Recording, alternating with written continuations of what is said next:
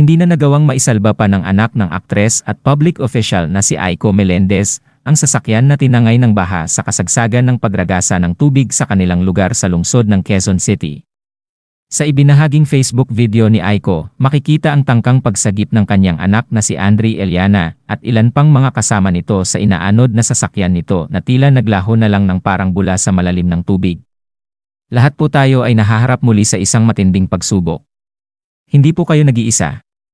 Wala sa antas ng pamumuhay ang pagsubok, bungad ng aktres sa kanyang post. Kaninang umaga po pinilit po namin habulin ang inaanod na kotse ng aking anak na si Andre Eliana, subalit wala din po kaming nagawa kundi ang magdasal.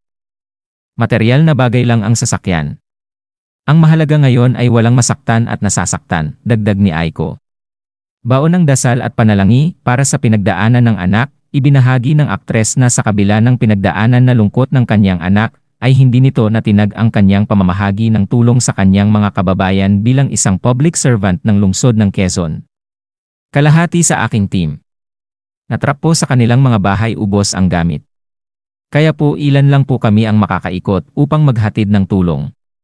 Hindi po kami panghihinaan ng loob dahil tao muna bago ko harapin ang sariling problema po.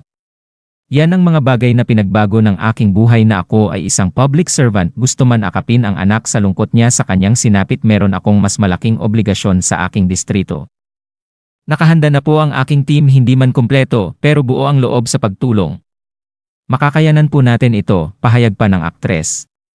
Marami naman ang humanga at pumuso sa mga post na ito ni Aiko dahil talagang selfless daw ang ginawa niyang ito kahit na siya ay isang public servant. Sa panahon nga ng krisis, tulad ng malalakas na bagyo, ay importante na nagkakabuklod-buklod tayo upang tulungan ang isa't isa, tulad na lamang ng ipinakita ni Aiko.